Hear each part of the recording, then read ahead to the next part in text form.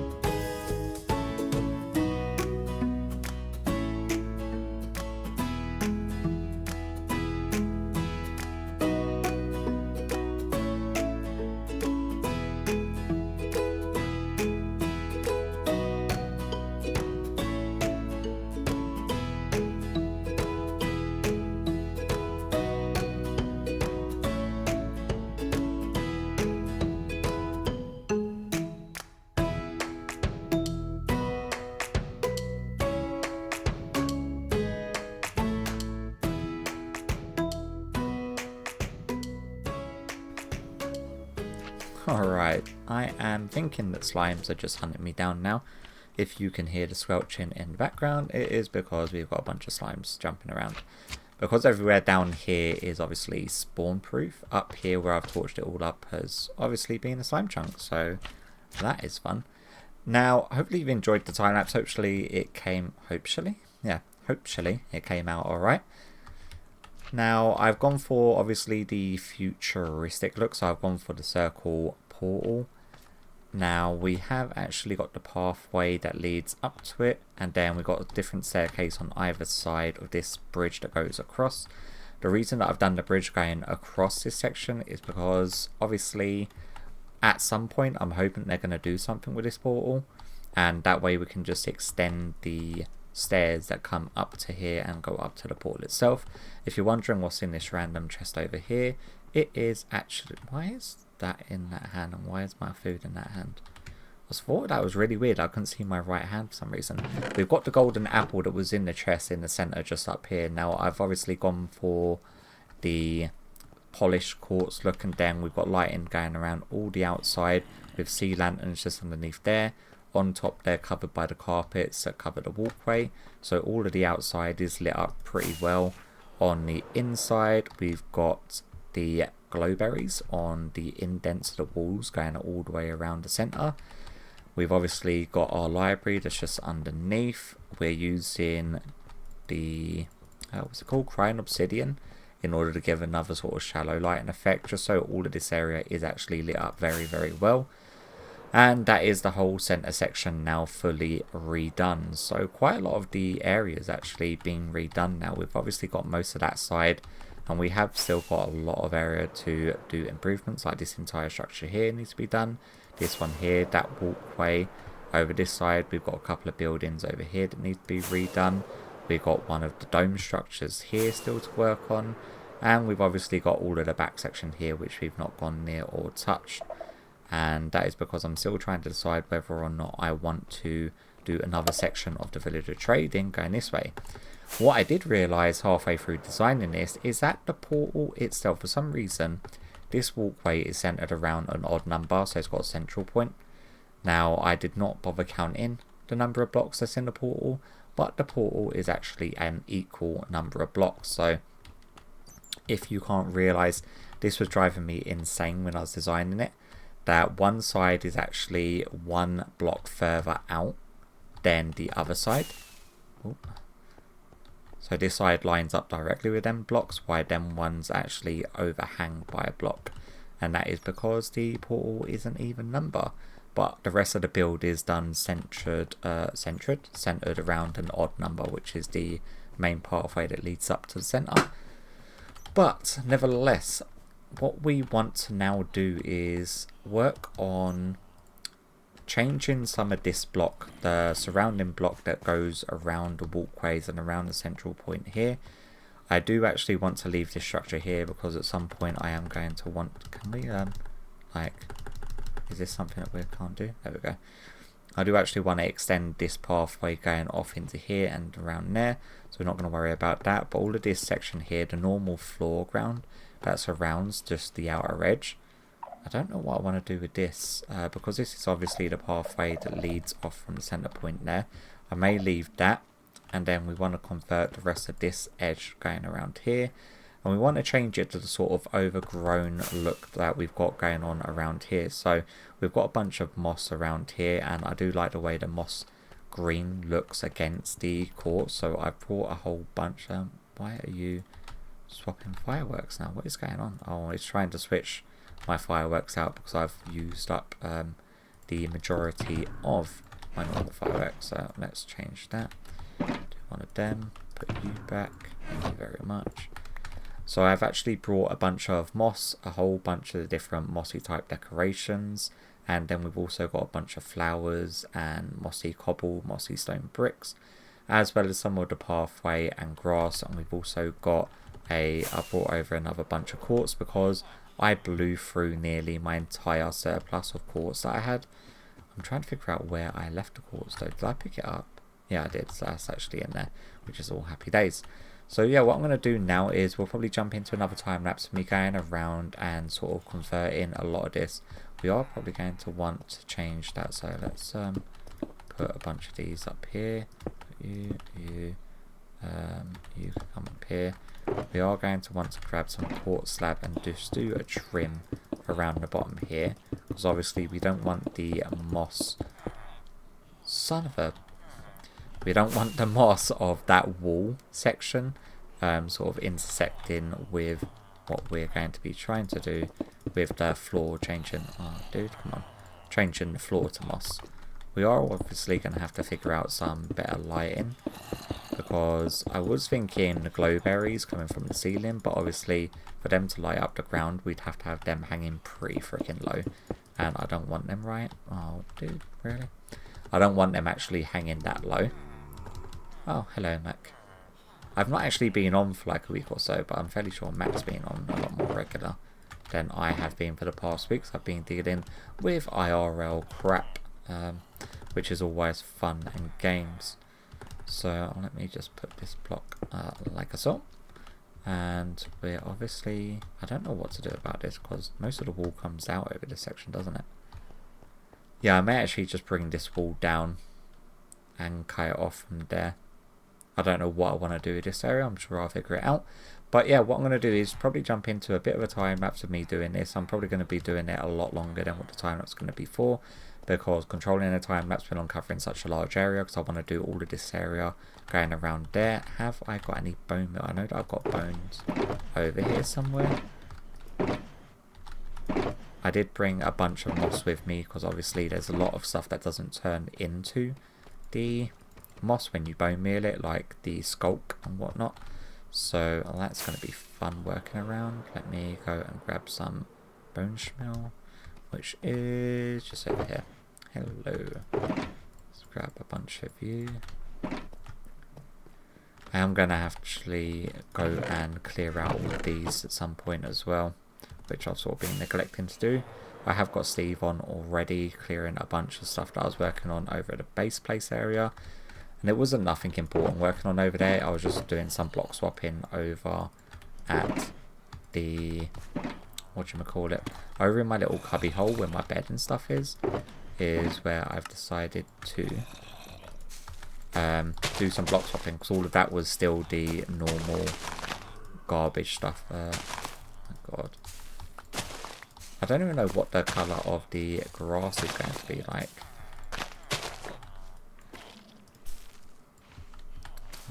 Yeah, see, all of that's going to have to be done manually. This is what I mean, is how comes I brought a bunch of moss blocks with me, because a lot of this is going to have to be done manually.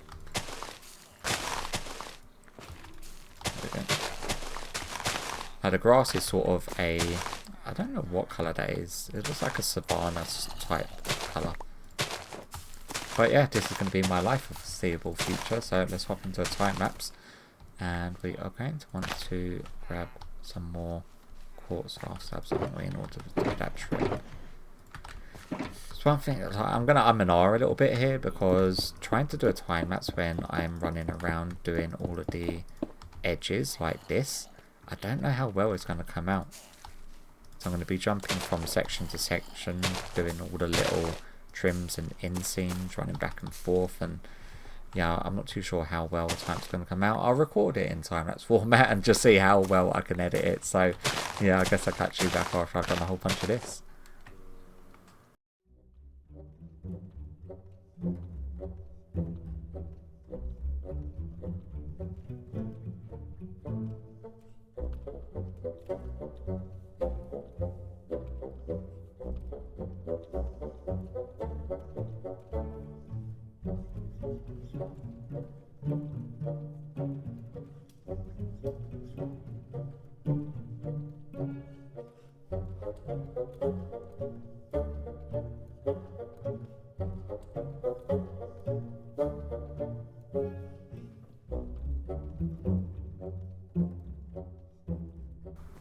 Alright then guys, so a good while later, and by a good while I am talking about round about 4 hours worth of, oh it's the foxes up there, around about 4 hours worth of doing the moss, and then another hour going around and just putting around the 2 highs. I did plan on getting some of the other features that I do want to implement here eventually, like some of the flowers hanging off the ceiling, some of the glow berries coming from the ceiling, some water features, some custom trees. But I don't want to start doing them sort of details until I've finished the rest of the buildings. So what I will be doing is leaving my building resources, which I've got over here, just so I've got them at hand. I have a whole bunch of sculpt from this as well, a whole bunch of cyan, bunch of grass, and okay, and then my two highs, and the mossy cobble and mossy stone bricks. But nevertheless, that is going to be all the work we do on this area today. What we are going to do before ending today's episode off, I know it's been very sort of a cosmetically themed episode, like there's been no sort of farm designs or mechanical workings of it. It's been purely focused on a massive cosmetic function of this area, but because it's the main central point, it did take a lot of time to design it, and then a lot of time to build it, and then even more time to do the outer area in the moss blocks. So it's probably going to be all the time I got. Like, this is being now recorded over the course of, I think it's the better part of around about 2 to 3 weeks. Like, it took a week and a half just to design it, because I went through around about 5 different sort of design templates for it, and I was not happy with the way that the portals were looking. So yeah, that's how long it took me so long to do that. I think I'm heading in the wrong direction. So what we're going to do is head back to base and spin the wheel to see what our next main project's going to be. So I'll catch you back at base. And we're over here ready to spin this wheel of fortune.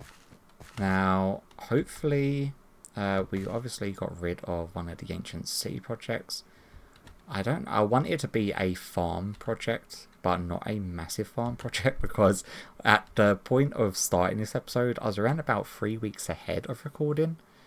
So at the end of this episode, literally, this episode is going to be the next episode of mine going out, which is taking me the better part of 2 to 3 weeks, which is always fun.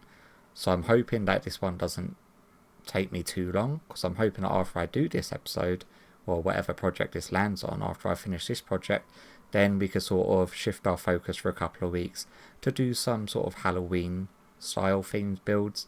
And what I may do is still spin the wheel and see if I can give the project a sort of Halloween feel to it. But that is something that we're just going to have to see what it lands on. So yeah, I guess I'll speed this up so you don't have to watch this thing go very, very slowly.